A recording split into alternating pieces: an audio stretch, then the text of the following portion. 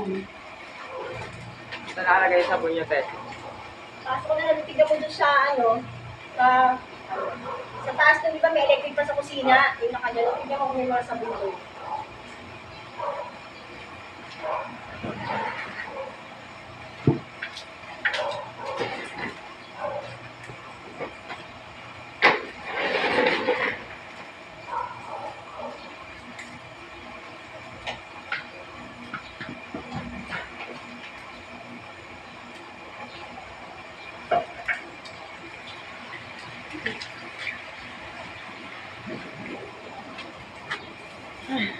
Mahilis tayo, umalis na yung renti, nag-overnight. Kaya kailangan natin lumusin yung mga kalat na iwan. Samahan niyo ako, siya lang kayo.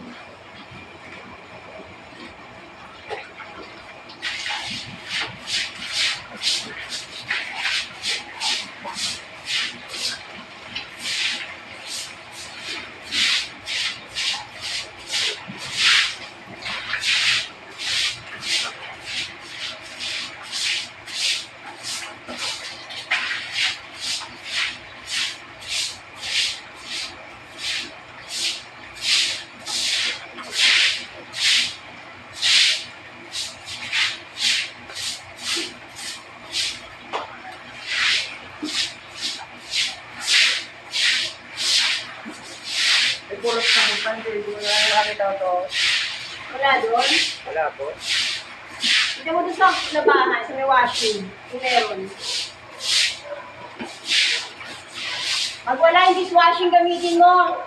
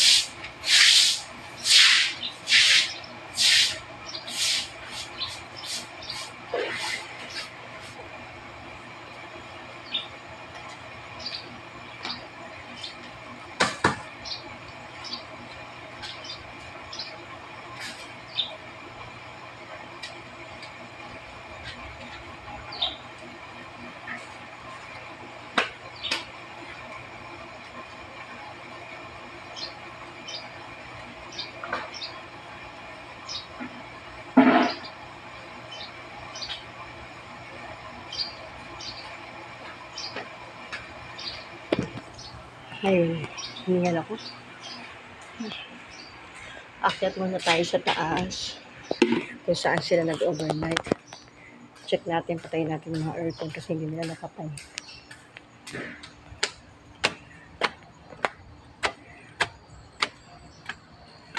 Nakakahingal. Yun. Yun. Yung mga naiwan na basura. Mamaya lilinisin natin yan lahat. Hindi nila pinatay yung mga aircon at ang mga ilaw. Unahin natin dito sa small room.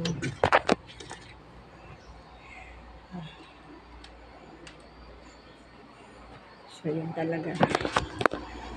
Patayin natin yung aircon. Yan, pinatay muna natin yung aircon. Medyo binago nilang ayos ng kwarto. Nawala yung ano dito, center table. So mamaya na natin siya lilinisin.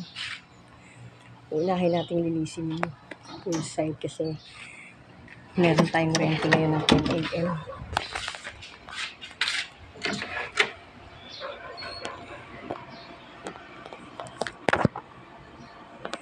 Ayan. Dali lang ha. Ayan.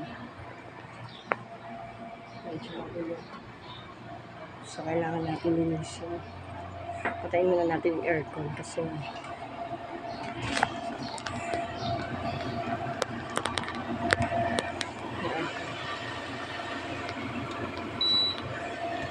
patayin muna natin yung aircon. Mamaya na tayo maglilinis.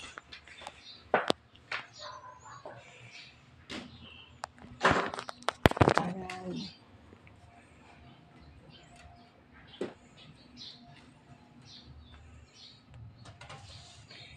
Medyo super duper ang dumi. Naiwan yung kalat. Mamaya natin yan nilinisin, guys. Unahin muna natin yung gagamitin ng renting ngayong umaga. Parang may kulang.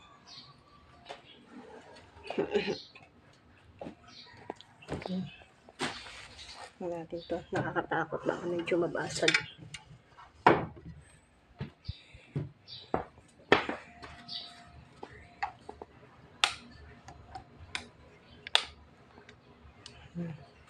Mamaya natin ito babalikan. Unahin natin linisin yung poolside, yung event area kung saan may mga gamit.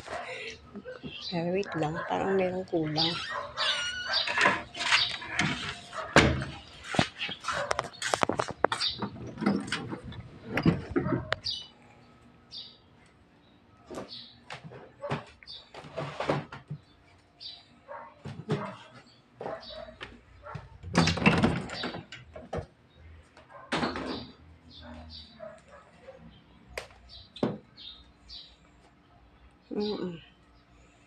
Ito, lipat lang nila dito. So, ayun. Mamaya natin lilinisin to. After natin tapusin yung event area na gagamitin ngayon. Unahin na muna natin yung hagardo.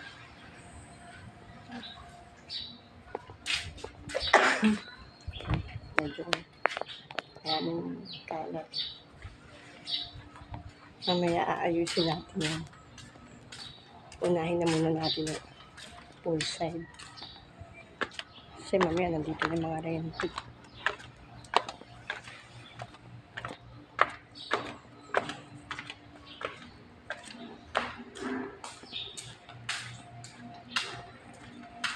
Yung mga naiwan, ano ba ito? Suka ba ito? Suka nga. Huwag lang ha. Ialisin na natin ito. Yung galing sa cater nila kahapon.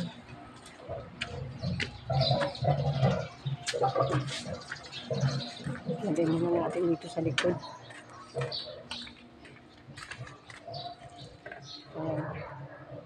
Lagay natin dito sa likod. Itapon na natin itong ilang naiwan nilang kalat.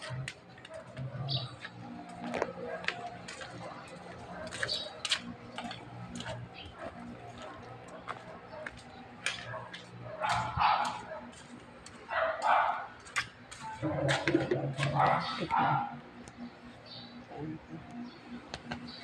Ano ba to? Siguro tapon na lang natin yung laman. Kasi parang panis na rin naman eh.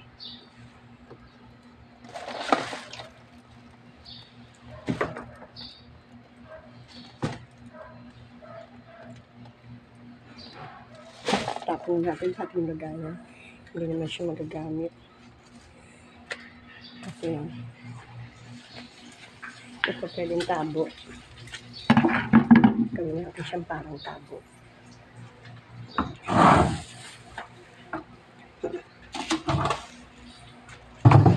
Ikat natin yung basurahan doon. Nawalis muna tayo sa may banyo. Dahil ang dumi-dumi ng banyo. Ayun pa. Na-stress ako dahil yung nag-rent kahapon na overnight. Nasira pa nila yung gripo tapos nabasag yung cubicle banyo. Pakita ko sa inyo guys. Ayun guys. Kasi sabi ko sa inyo. Yan. Nabasag nila. Tapos yung gripo. Hindi na maisara na loster.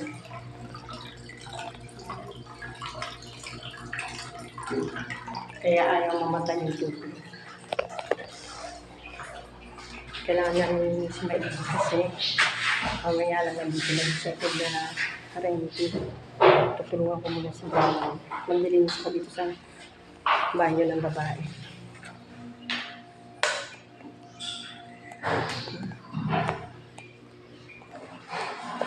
Ayan. Meron kaming mga lagayan istaka ng tubig kasi minsan hindi natin nasabi, nawawala ng tulog. Kaya kailangan meron kong stock na tubig.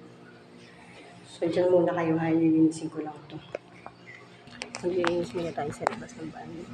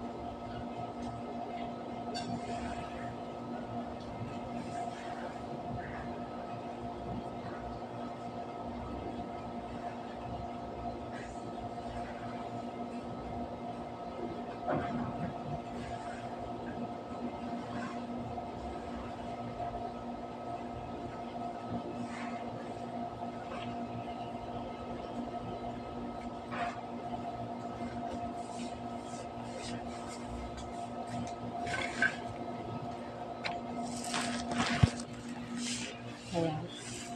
Wawalis tayo.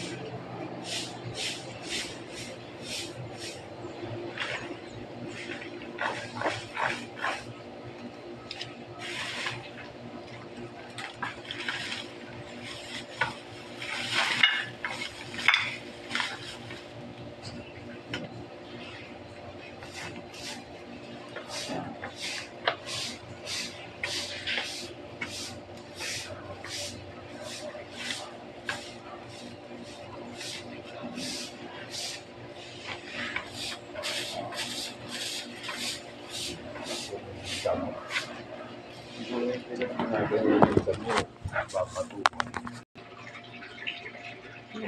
Good morning ulit guys. Hinga muna tayo konti sa trabaho. Pag-almusal muna. Ito yung natira ng Christmas na greyhound. Ginawa ito ng ano ko.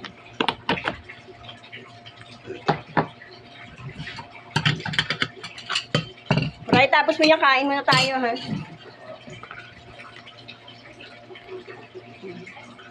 Bisco. Flavor ang ginawa niya, tsaka oil. Kakagutin. Magtimpla ka ng kape mo doon, nag-init akong tubig. Tapos yan, mamaya aakyat tayo sa taas.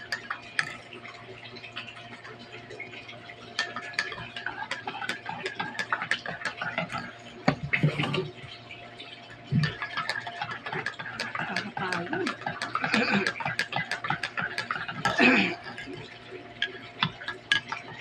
Wala pa yung gagawa ng banyo, ng ano. Sabi ko, palitan nila yun bago mag-alas 10. Kasi yung nasira nga na banyo, sa banyo na Inodoro, di ba yung parang yung flush niya, as in nabasag talaga. Siguro nagharutan yung mga bata. Ayun. Tapos yung gripo sira. Yung gripo kasi kakapalit ko lang yun. Ilagyan ko siya ng shower. Nakakonect siya sa gripo, tapos shower. Ilak ang ginamit namin kasi talaga maganda naman talagang tulong ng shower. Ayun, sira. Pero sabi naman ng ano, maayos naman sila kausap. Babalik dito yung tatay niya, tsaka yung uncle niya. Papalitan nila. Kasi yung uncle niya, nagkataon. Marunong din gumawa. So, kailangan natin papalitan. Kasi, hindi pwedeng gano'n na nabasag. Kain muna tayo.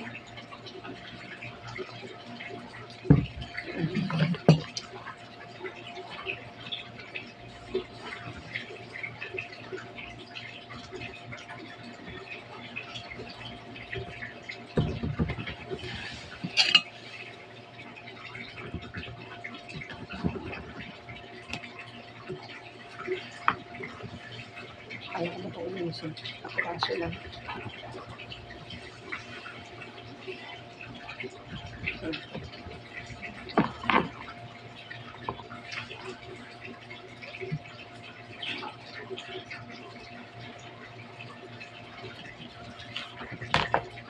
Kasi kailangan na itong maubos dahil sa ano, New Year's Eve, gagawa ulit kami ng ibang dessert.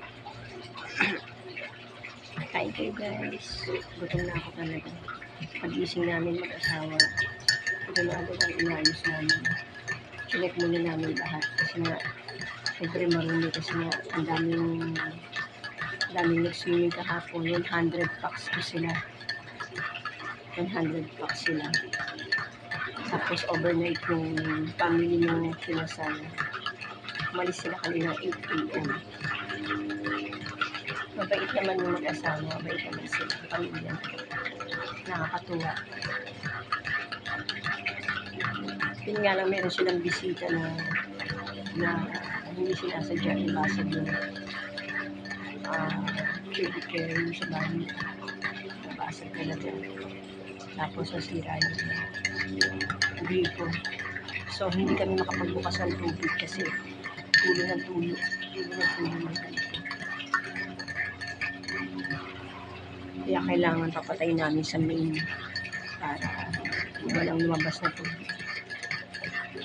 Tapos hindi pa ako tapos sa kwarto. Mamaya ako nag-iinis sa kwarto. Parang feeling ko pagod na pagod. Kulang ako sa tubig. Kasi syempre may nag-overnight. Nagbantay din ako.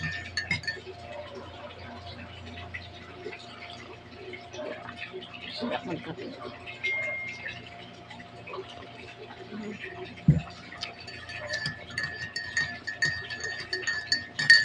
Kain kayo. Kain natin pintuan.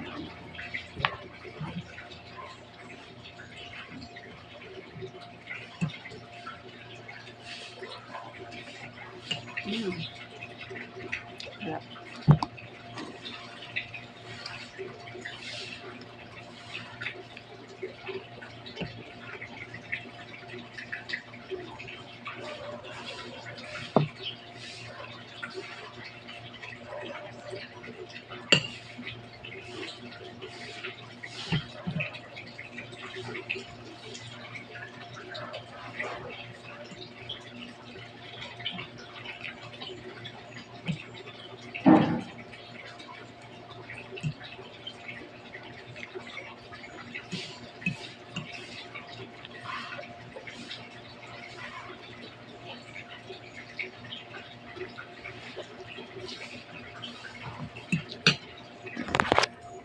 Ang sarap mag-breakfast dito sa poolside.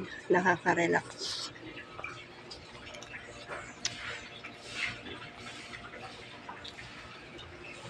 Diba? Nakaka-relax.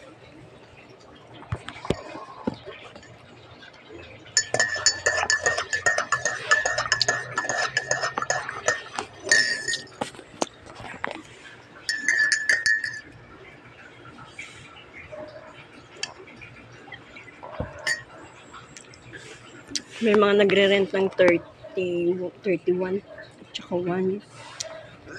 Pinag-iisipan ko rin kasi syempre, ano namin yung may nagre-rent ng 30, 31, tsaka 1. Pinag-iisipan ko rin kasi parang nakakapagod din naman. Tsaka ano yun, New Year's Eve. New Year yun, New Year's Eve. Tapos syempre, kailangan namin ng bonding ng pamilya. Kaya sabi ko sa anak ko, hindi na muna.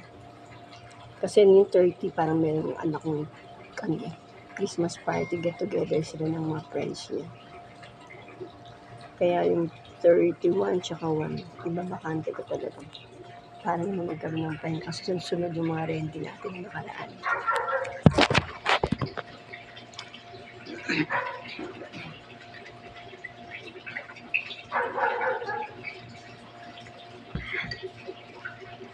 Ang sarap magkape.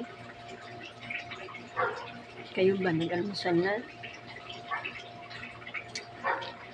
Tsaka kagabi, ang daming bisita ng kinasal. Tapos umuulan, ang lakas-lakas ng ulan, masabaw ng nila, di ba yun ang kasabihan? Pag umuulan, swerte raw yung wedding kasi masabaw daw. Pero nung bandang hapon, medyo tumila na siya, wala nang ulan. Pero nung mga bandang gabi, medyo umulan ulit. Buti nga ngayon, maganda ang panahon. Sana tuloy-tuloy na yung ganda ng panahon muna. Nakakainis na rin yung maulan, makalat. Nakaka-relax talaga dito. Tignan yung tubig ba? Yung flow ng tubig. Nakaka-relax. Alam niyo ba, itong Prio Veranda Private Pool Resort, sa sister-in-law ko to. Meron kaming bahay talaga, doon kami nakatira sa Sulweta Street. Ito, bahay to ng sister-in-law ko, nasa Japan siya. Kami lang yung nagmamanage, kami lang yung namamahala. Hindi po kami yung may-ari. Ay, nakaka-relax, diba? Agad ang itsura ko.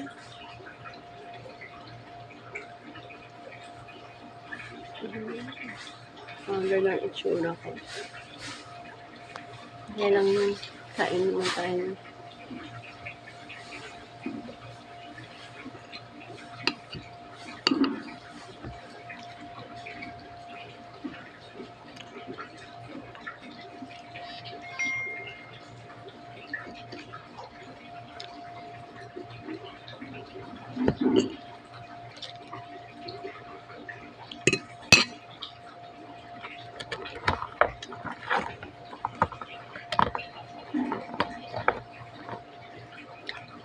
Sarap.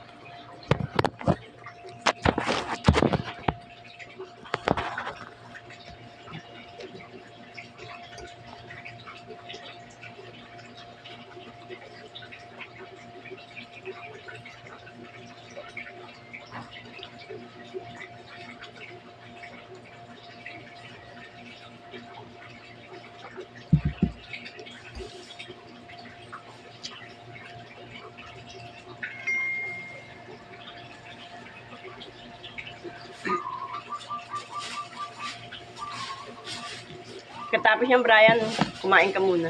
Mag-almusal ka ulit. Oh, sige. Pagkatapos kasi yung mga basura, pag samasamahin mo sa isang lagayan lang, para, ayun, ang dami naman nilang tinapon na basura galing sa taas kanina. Napuno yung isang dun. Lagay mo na lang yun sa isang malaki yun, tapos ibuhol mo na ulit, alis yung napalitan mo na ng bago.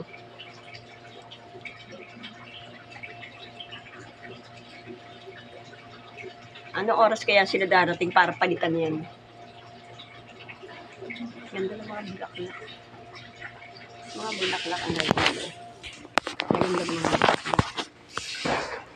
Ito pala, sa likod ko meron. Ganito yung mga halaman dito sa pool. Ang gaganda ng mga bulaklak.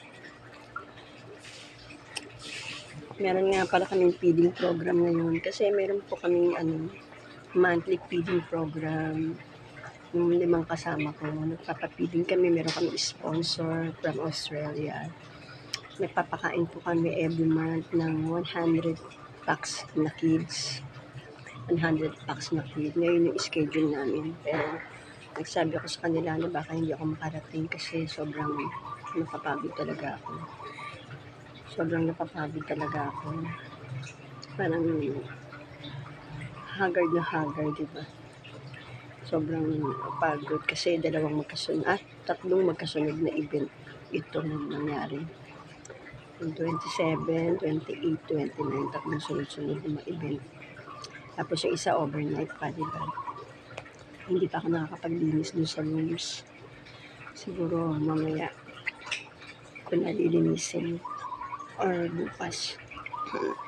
Kasi magpapalit pa ako ng mga beddings tsaka ng mga punda ng unan dun. Hindi lang naman basta linis, lahat papalitan mo dun. Siyempre ginamit ng iba yun. So dapat pag may nag-rent ulit na iba, bago na lahat ng beddings natin. Kaya magpapalit tayo. Kaya marami-raming trabaho naman muna itong mangyayari bago mag New Year's Eve. Gusto ko matapos lahat ng mga labahin ko. Kayo ba nakapaglaba na? Tapos ayun, yung dalawang anak ko, parehas may supon at ubo. Masama ang pakiramdam pareho. Yung dalaga ko galing sa work sa Makati. Umuwi dito. Sinisipon siya maigi. Tapos masakit daw yung lalamunan niya. Dahil parang nanghingi siya ng strepsil. Buti na lang lagi ako may strepsil. Kasi ganun din ako lagi akong parang may sipon, diba? Sa panahon talaga yan. Sabi ko kasi ikaw sanay ka dun sa aircon. Ang aircon niya 24/7, mabad siya. Kasi sa Makati siya nag-work. Personal assistant siya ngayon. Meron siyang pakondo ng boss niya doon sa Makati, sa Gramercy siya nag-stay. Nauwi lang siya dito every Friday ng gabi or minsan Saturday. Kahapon Saturday siya umuwi. Ayun nga, masama lang kasi pakiramdam niya. Kaya ang hirap kasi magbiyahe. Nagko-commute lang kasi yun. Kaya once a week lang siya kung uuwi.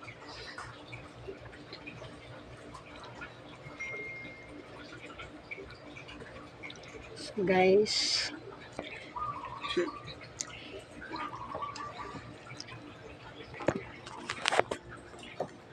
kamusta naman ang niyo? Kamusta naman ang almusal niyo? Ano bang inalmusal niyo ngayon? Ako itong natira pa ng Pasko. Ang almusal namin. Kasi kailangan ko lang ubusin namin kasi syempre gagawa na ulit kami ng mga bago para sa New Year's Eve. Yung iba umorder nyo lang ako ng pagkain. Hindi na ako para magluto kasi sobrang madami na akong ginagawa. Hindi na kaya ng katawan ko. Sobrang pagod. Kaya umorder na lang kami.